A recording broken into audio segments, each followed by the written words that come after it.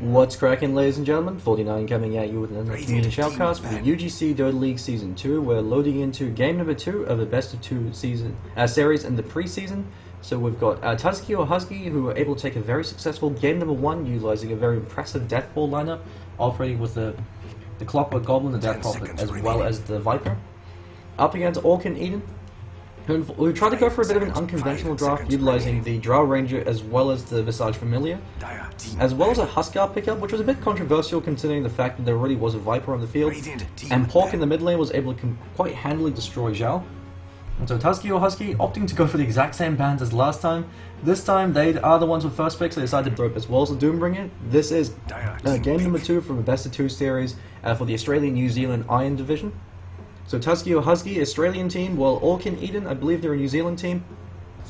And so we've got a Death Prophet as well as a Razorband coming up from FortyeniN. Skara has Mage first pickup coming up from Tuzki, and considering Lithium's performance in the last game, really is a warranted pickup for them.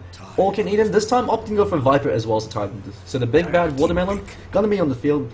Titan is currently considered to be the most powerful offlane hero in the meta game, and quite possibly the game, just because of 2 factors. Firstly, it's almost impossible to dislodge him from the lane, because if you attempt to go for a kill attempt on the Tidehunter, because of Kraken Shell, not only are your physical right clicks not doing that much damage, especially in conjunction with the Anchor Smash, but the fact that he can purge off CC makes him very difficult to deal with, and secondly the fact that even if he is completely shut out of his lane, Tidehunter has the recovery mechanic of being able to stack and clear out Ancients or even go into the jungle. And so Tidehunter, he's guaranteed to be defined level 6 fairly early on. Even if he has a difficult lane, he's still able to find his farm. And once the Ravage comes online, Tidehunter is one of the best initiators in the game because he also can double as a counter initiator. And so Tuzki or Husky taking no chances, they opt to go for the Skywrath Mage Faceless Void combination. And Faceless Void, he works exceptionally well with the Skywrath Mage, because even if the Faceless Void isn't able to find all too much farm or all too much experience, so long as he has that Chronosphere, Skywrath Mage turns that into a kill. You Chrono, you drop the Mystic Flare, that should be there, ensure you a kill every single time that's off cooldown, and the Faceless Void works fantastically against the Tidehunter, because the way to deal with Tidehunter is to find a CC spell that will actually go through Kraken Shell and prevent him from being a Ravage. And so Chronosphere is one of the few abilities that will actually prevent Tidehunter from being able to purge it off using Kraken Shell. And so you have to use that to prevent him from getting that Ravage off defensively. And so that means that Tuzki or Husky, they've got that aggressive capability to be able to initiate with the Time Walk into the Chronosphere, kill Tidehunter before he gets that Ravage, and then decisively take a fight off the back of that. And so now we've got a Shadow Shaman as well as a Shadow Demon band coming up from Tuzki or Husky. Shadow Demon, a hero that works exceptionally well with the Viper in regards to slow siege, because you can disrupt him to be able to provide not only that 2.5 second window to keep him alive, but also the illusions that you can use to knock down towers in slow siege. Shadow Demon also works fantastically in helping set up. So for other heroes such as the Mirana or the Leshrac, he's a hero that has been buffed with the fact that Shadow Poison now stacks up to 5 times, and so it can potentially deal at 1200 magic damage if you're able to get all 5 stacks of a level 4 Shadow Poison. So he does have a massive amount of offensive capability. He has been seeing a bit of a resurgence. We've got a Witch Doctor as well as an Invoker ban. And so this is what I mean about the drafting advantage of the Faceless Void, is he forces the enemy team to ban out heroes that work exceptionally well with the Void, but you can't ban them all out. And so Witch Doctor is a hero you almost want to always ban out against the Void, because if you're not able to ban out the Witch Doctor effectively functions as another core hero once the Aghanim Scepter comes online. You've now got a Jakiro pickup coming up from FortyeniN, and so core position Jakiro has become a pretty recent thing in the competitive scene because of his pushing capability. Since Jakiro, if you run him as that safe lane farmer, you're able to get a very early Yule Scepter, Phase Boots, as well as a maxed out Liquid Fire. And the power of the Jakiro Liquid Fire is he can solo push towers, just because of the fact that not only are you dealing damage to the tower, you're also cutting its attack speed in half. So it effectively doubles the HP and survival period of your creep wave. So it gives you a lot more pushing capability. The advantage of that core position Jakiro is also the massive amount of teamfight presence he's able to provide, especially if you get a maxed out dual breath very early on. Jakiro actually outputs a fair amount of damage, and with a buff to the Aghanim Scepter, if he's ever able to find it, it gives you a great way to be able to breach high ground. Because if you've got a Blink Initiator like a Sand King, you simply drop the Macro Pyre from before you try to breach high ground onto the area where you think he's hiding. It disables his Blink Dagger. He's now effectively useless for the remainder of that fight, unless he decides to Burrow Strike out, in which case it's very difficult for him to get a successful Epicenter off. So Jakiro provides you a massive amount of offensive capability. The intrinsic weakness of the Jakiro is the fact that he's got absolutely awful turn rate. He turns like a truck, and his cast animations are absolutely awful. So it's about 0.54, so it means that heroes like Clockwork Goblin can actually prevent Jakiro from ever using any of his abilities apart from Macro Pyre if they're able to get in range with the Battery Assault. So Tuzki or Husky really deliberating on their third pickup. They have already picked up that offlaner, and they're deciding that if it's worthwhile to try to go for a strong mid now, they decided to go for a Centaur Warrunner. So we could actually be seeing what looks like either a 1 or even a 2 position Void. Void does have the flexibility in the sense that you actually can run Void mid. It has been done a few times throughout the international floor. Because of the fact that Void's got incredibly good level 1 stats, so he's got enough base damage, and with the Poor Man's Shield, he should be able to out-CS most mid heroes, and he's got enough EHP that can absorb whatever punishment they throw at him. And so he's able to win the CS advantage and translate that into towers or to team fights. Or can Eden opt to go with a Bristleback pickup? And so with the Bristleback, most likely going to be what looks like a 4 or a 5 position Jakiro in that case, because they already have their other cores. Tidehunter, you never want to run him in that 4 or 5 position role, because it turns him into a one-trick pony, and Tidehunter needs a fair amount of farm to be effective. You want to get early Arcane Boots on Tide, so you can afford to spam out the Anchor Smash, which does a huge amount of damage in these early engagements, as well as utilize the Gush, and you want to get early Blink Dagger on him, so you can set up perfect Ravages. If he's able to get 3-4-man Ravage, you can pretty much determine the fight just off the back of that. Husky or Husky often go for a Lich, so they've got Skywrath Mage to face Void and the Lich. While they've got a soft support to it in the sense that they don't have any hard CC, the advantage of the Lich is he provides you that macro power of being able to run dual lanes. It gives you the EXP advantage through sacrifice, and so Lich is able to ensure that you have easier lanes, which is an absolutely critical factor on the Dire side. Since the traditional weakness of the Dire side is while you do have easier access to Roshan, your lanes are a lot weaker, most particularly your offlane. Dire offlane compared to Radiant offlane, the Radiant offlaner enjoys a significant advantage of having the Dire hard camp close by, so you can actually pull the creep equilibrium closer to his tower. The Dire offlane actually doesn't have anything similar to his lines. If he's an offlane hero like a Batrider, he could try to contest jungle experience from the supports. But a hero like a Centaur Warrunner can't actually do anything. The Dire offlane, apart from trying to stay alive for as long as possible, is the biggest weakness of the Centaur Warrunner, as while he's incredibly powerful once he hits level 6, or if he's in a 1v1 role. If he's 1v3, it's very easy to shut him out, especially as a Dire offlane, and once he's shut out, it's very difficult for him to recover, because he's got no way to actually farm from a distance, the same way that the Bristleback can using the Coil Spray, the same way the Clockwork Goblin can but using the Missile Flare. The Clockwork Goblin and the Centaur Warrunner, sorry, he needs Blink Dagger to really be effective, so if he's not able to find kills, if they're actually able to pick off the Warrunner very early on, he starts to taper off. He still does provide you the massive utility from that Stampede, but that might not be enough for Tuzki or Husky to turn this around if they're not able to find a good early start on the Centaur Warrunner, especially if they decide to Clash Try and have Tide go 1v1 against the Centaur. Tide completely destroys every other melee hero in a 1v1 matchup just because of the Anchor Smash. The fact that it debuffs the enemy hero for 60% of their base damage means that Centaur Warrunner can't actually do anything to try to CS, so Tidehunter could get the EXP advantage by last hitting and out denying him, and Tidehunter could also threaten a kill once he gets a point in Gush, because Centaur Warrunner, his only killing power comes from the double edge. And you can't double edge with Tidehunter because you're not going to kill him. Tidehunter is a lot tankier than you are. And if you don't kill him, then you're actually going to kill yourself because you also receive that damage in your end. He then turns around the Anchor Smash, spits in your face, and beats you down. So with a Lion Band coming up from Tuzki or Husky, bit surprising considering the fact that they don't actually have heroes that synergize too well with the line, although that being said, they do need another support hero. And with the Templar Assassin pickup, looks like we actually are going to be seeing what looks like a support position Tidehunter. Since the only other hero that you can't actually run into the other heroes in that support position. Both Jakiro, both the Bristleback and the Viper need farm to be effective as well as levels. Tidehunter, you can run him in that 4 position role if you absolutely must, just in the fact that you're just going to use him as an ult bot in that case. And that's going to be enough for you to try to take these early engagements. But the drawback to that is Tidehunter's biggest weakness is he needs a good early game start to be effective, very similar to the Centaur Warrunner. He offers you absolutely nothing as a support hero. He throws out a Gush and that's about it.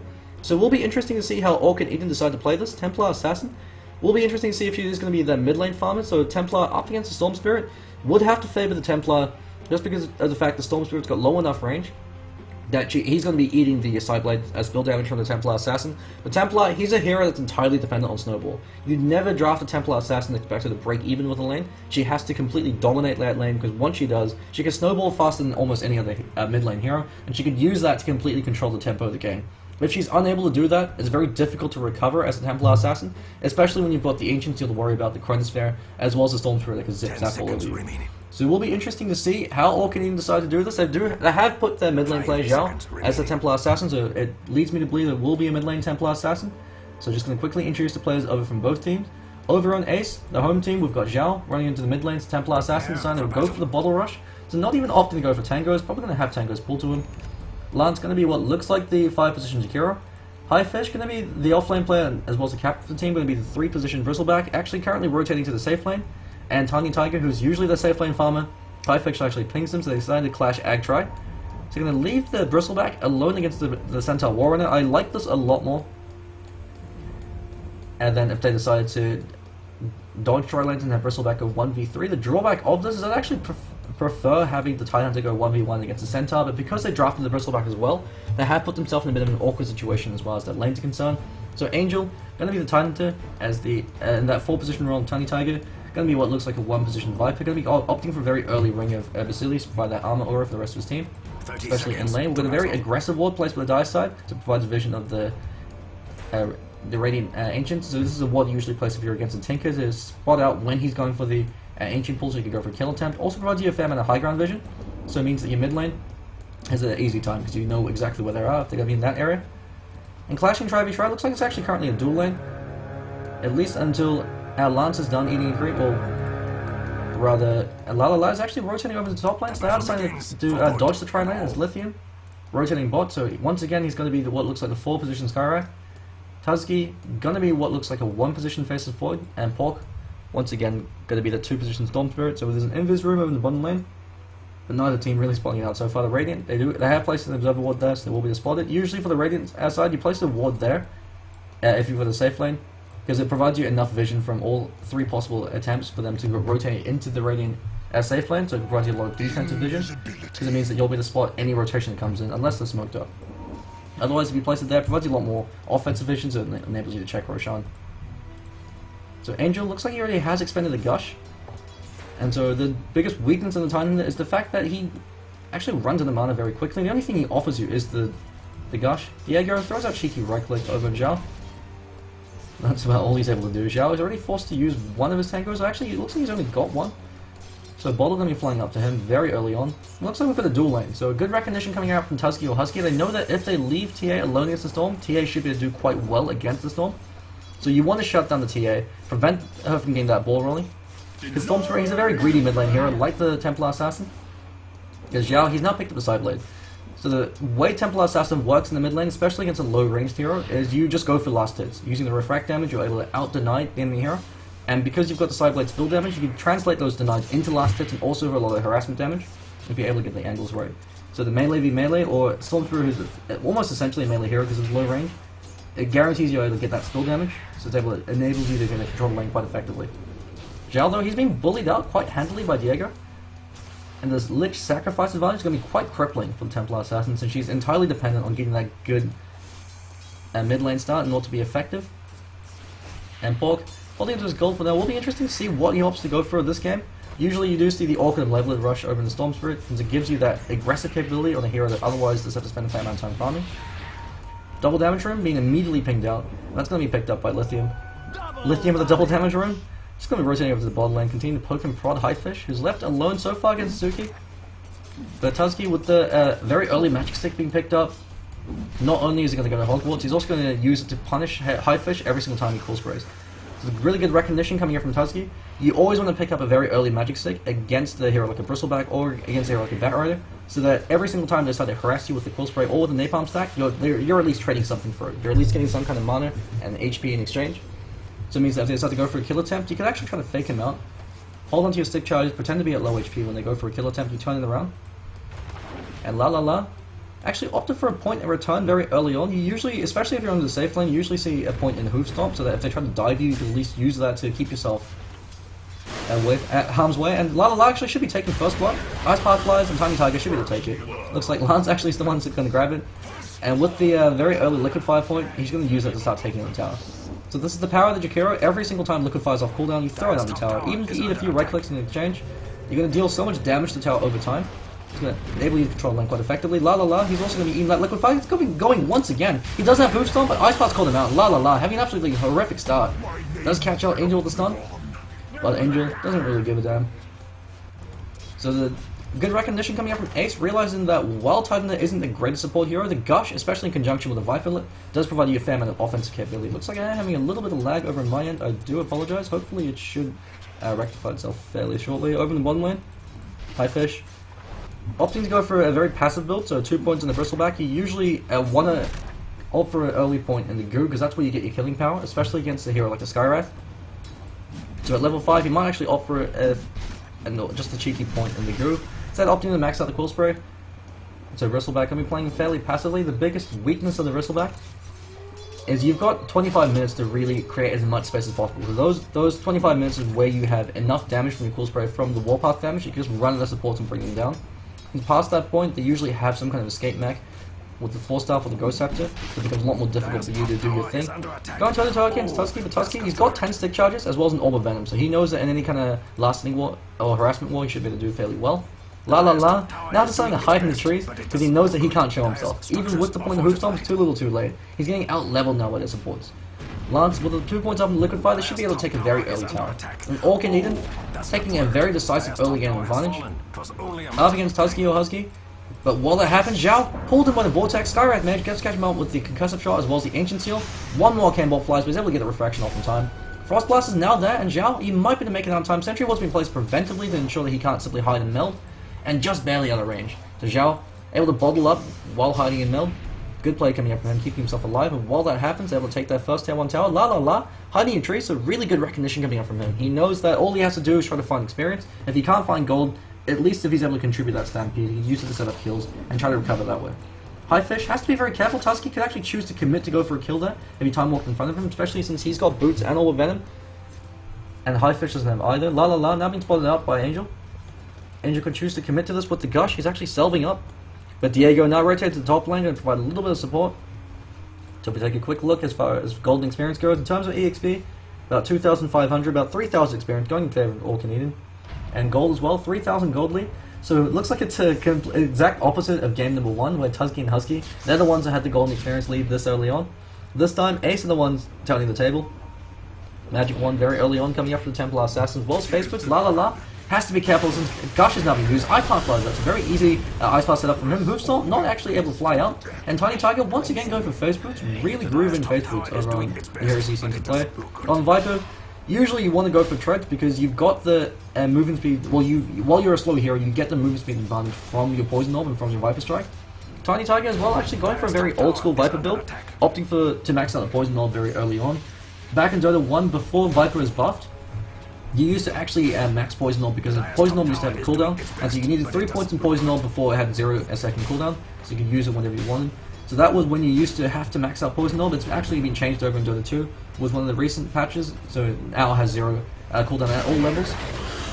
So now you want to prioritize either Nether Toxin or the Corrosive Skin. Lance, he should be taking a fall as the Ancient Seal, as the Concussive Shot's been used, sorry. One more right click, and they're able to bring him down. As well is actually able to deny that tower, so actually a huge lead going in favor now of Tuzki or Husky. While it happens, Zip from Pork, one more right click might be enough, and Tiny Tiger dies to the overload damage. It's a good play coming in from Pork, rotating just on time. Zhao, now kind of joining the party a little bit too late. He's popped that Invis wants to go for a backstab, trying to pick off one hero, but all three there might not be able to do so, especially with Lithium also hanging in the wings. So actually opted to max out the Ancient Seal.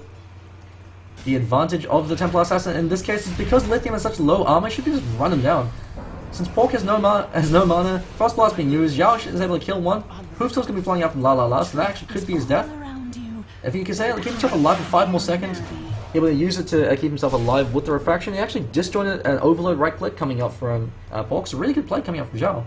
He's actually able to find a kill 1v4 and back himself off because he knew Pork was out of mana, and you could dive in deep like that and go for a kill. And Templar Assassin, going for Phase Boots, will be interesting to see what item she picks up.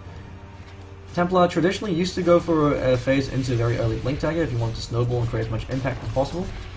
However, recently you have actually been seeing Tread's Drum or Phase Drum being a lot more popular because it gives you a lot more sustained DPS, and especially since you've already got the initiation in this case coming in from the Titan, you don't necessarily need the Blink. So it'll be interesting to see what boot choice he decides to go for. High Fish got out the Chronosphere, but he's tanky enough that he can actually shrug it off. 3 points up in the Bristleback passive, keeps himself alive. He's probably pinging his teammates saying, "Team, somebody please help me." Keep himself alive for as long as possible. If teams were there, they could actually turn that as Pork blew all his mana. It's a rookie mistake from a Storm Spirit. You never want to use all of your mana going for a kill attempt unless you're able to guarantee that you can get out of there. Because it means you have to go all the way back to the base, and mana efficiency is a critical point of playing Storm Spirit. If you're not able to maintain your mana, especially when you're going in for kills, you can't use that to farm, you can't use that to escape, and so it means you're effectively forced back to go to the jungle, back to the fountain, sorry, doing all to regen. While I say that, Diego takes a fall, Tiny Tiger just right him down.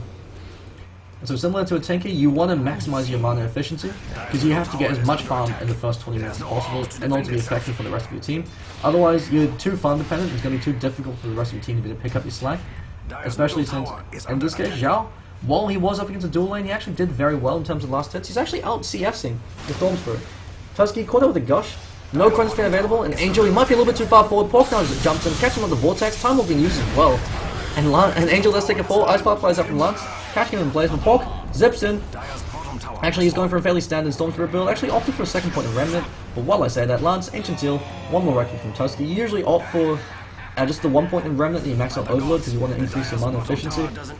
So usually, two Stormspirit builds, you either go for the 1-3-2, where you want to max out 1-3-2, where you want to go for 3 points of Vortex to ensure that your Remnant pops, and then you want to max out Overload as soon as possible. Or you want to max out Overload if you want an easier laning situation, or if you're a lot more confident in your ability to zip directly on top of the enemy hero. Fish. He's got support coming in from Tiny Tiger. Tiny Tiger's going to be the one to go for mech. He's trying to keep himself alive with the TP, but it's not going to be enough. Tiny Tiger just cuts you down. The Netherdoxin, only 1 point up in it. The maxed out poison will be a huge amount of work, especially with the phase movement speed. And Tiny Tiger playing very far forward. He does have that mech available. Chronosphere might be coming from Tuzki. He throws it out now, catches out 3. Huge Chronosphere coming in from him. TP Small now coming in as well. Mystic Flare dropped. And it's been used to clean up Tuzki. The Tuzki gets 1. La should be able to get 2. Double edge to the face of Bristleback. And they're able to clean up 2 of the 3 cores from Ace. Really good retaliatory kills coming out from Tuzki or Husky, especially the Chronosphere coming out from Tuzki.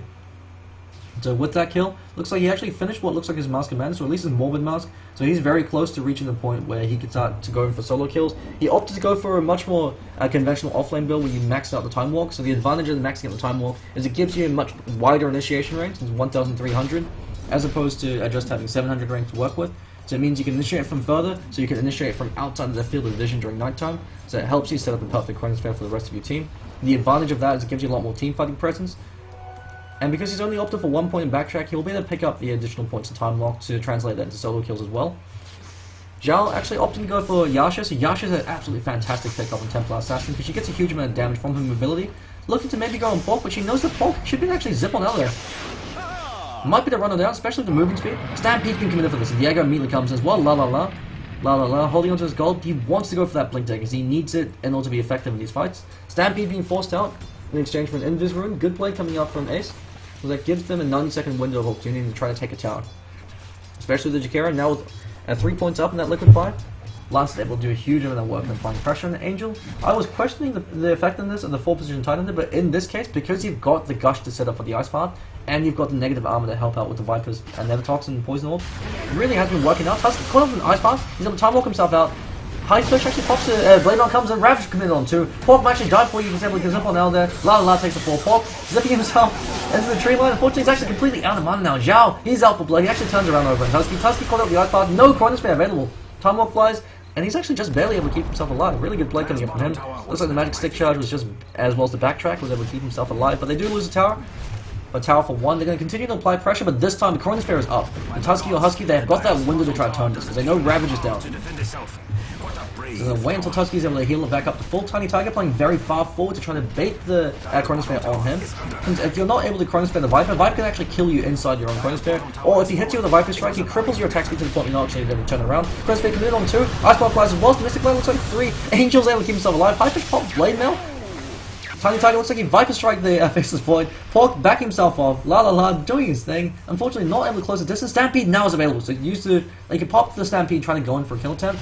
But High Fish with a very early Blade Mail, he just runs it. There's nothing to do. Pork, Stampede being forced just to keep Pork alive, but he walks back into the Ice Path. And Zhao just should be to cut him down. He throws out a right click over in Tuzki. Meld Strike not going to be enough to bring him down. But they should be able to take that first of the Rex.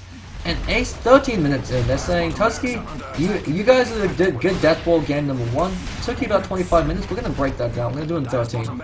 Might actually even maybe take a second set of racks, especially since Chronosphere now is down as well, Stampede. Tuzki or Husky, the greed with the Centaur War on it, as well as the Stormspirit really being punished there. Pork zips in over on Tiny Tiger, but he doesn't really give a damn. Ice Path is there, used reactively. Arcane Bombs was the Ancient Seal. Double Edge going ahead and bring him down, but La, now caught in a very bad situation. High Fish, then bring down Pork, actually almost out of mana, he zips, but he zips in the wrong direction. Chain Force being committed, is actually able to clean up Lant. Not actually bouncing over the High Fish, there we go, now it bounces over the High Fish. High Fish should be taken from Tuzki. Buyback's now being forced out. Pork comes in, catches out Angel, Zhao says, see you guys, I'm out of here. Mystic Flag from Lithium being forced, and they are able to clean up Angel. So able to hold on to their second to the racks. Ace overstaying their welcome. Great defense coming up from them. And Tuzki or Husky, that could be the signs of a comeback. But so far in terms of net worth, 12k in favor of Ace. In terms of experience, it is actually a bit more favorable. It's going in favor of Tuzki or Husky now, especially with those kills. If we look at last hits, no hero has more than 50 last hits, but in terms of net worth, the 3 cores from FortyeniN, significant advantage because they were able to breach high ground the first 13 minutes. They knew that Storm Spirit, he needs a lot of gold before it becomes effective. He's going for the Auckland Levelance, not going to have it. In this case, because you're playing from behind and because you're playing against a Tidehunter, you really need to go for a BKB. The only way Storm Spirit can be relevant in these fights, and the way Pork can go in and not instantly get popped by Ravage, is if he has a BKB to disregard that. So it's the strength of the Tidehunter is he forces their cores to go for a BKB whether they want to or not. Because otherwise the threat of the Ravage is going to be enough to go for a kill attempt over them. Tiny Tiger, he eats the Vortex and trying to bait him into the Ice Path. Viper Strike being used in Pork, he just zips himself on out there. Mask of Madness now picked up over in the Faceless Void. So Tuzki, he could use that to try to go for solo kills, especially now he's got that maxed up time lock. Since the added benefit of the time lock against a hero like a Templar is it counts as a second instance of damage, so it breaks the refraction a lot faster. But instead, FortyeniN, they're going for Roshan. They're using the illusion to scout out any potential attempts to contest Roshan. And with the negative armor coming in from Zhao, they should be able to take it fairly quickly. It's a good recognition from FortyeniN. They know the only way they can lose this is if they throw team fights. And so how do you not throw a team fight? You have a Aegis over on Tiny Tiger, or over on Zhao. Tiny Tiger with the EHP coming in from the mech should feel tanky enough, especially now that he's got a few more points in the Corrosive Skin. Pork burning most of his mana just trying to get the hell out of dodge, and the Ace immediately picking up the mid lane. They want to go in, try and breach high ground through there since the mid tower, taking a fair amount of damage already, and with the maxed out Liquid Fire, they should be able to pop it fairly early. So a lot of pressure is going to be placed over in Tuzki to set up a perfect Chronosphere, especially against Ace. They're actually clumping. Tiny Tiger, he's playing very far forward because he knows that he has to be the one that can't get caught in the Chronosphere. High Fish actually pops the Blade Mail, but while he said a 4-man Ravage coming in from Angel, revealing his Blink Dagger. J-Force now flying back forward to Mystic Flame and Muse over on Tiny Tiger. He should actually be taking a fall. Aegis the Immortal being popped as well. Tuzki or Husky, they're doing this. High Fish takes a huge amount of damage from that Arcane Bolt as well as the Frost Blast. And Tuzki comes in, pops the Blade Mail, doesn't really give a damn, smacks him down. Ice Path being used over in Pork, but he's got mana, he's out for blood. He actually could commit for a kill over on Lance, but he's a bit worried, especially Zhao winning the game. Tuzki or Husky now goes in over an Angel, actually pops. Great play coming up from him. This value ward over the Radiant side, spotting out Angel hiding off in the tree line, trying to go in for a TP out. And Pork says no. Mantis now picked up the Templar Assassin. The rationale for the Mantis in this case is if Pork zips on you and tries to go in for the Vortex, you can actually pop the Mantis try to confuse him, buy yourself that half-second window of opportunity to try to either melt, to buy yourself a bit more time to actually stand your ground. We can actually pop Refraction, and if he happens to pull in the wrong one, you can actually turn it around to a kill. Or if you get caught up with the Ancient Seal, use the Mantis to immediately purge it off. Also provides you a lot more pushing capability. So it does make a fair amount of sense. Otherwise, would have preferred something like a BKB to provide that defensive capability, since the only way Tuzki or Husky can turn this is through their spells. All their damage is centered on it. It's magic damage at this point, so they're only a physical DPS.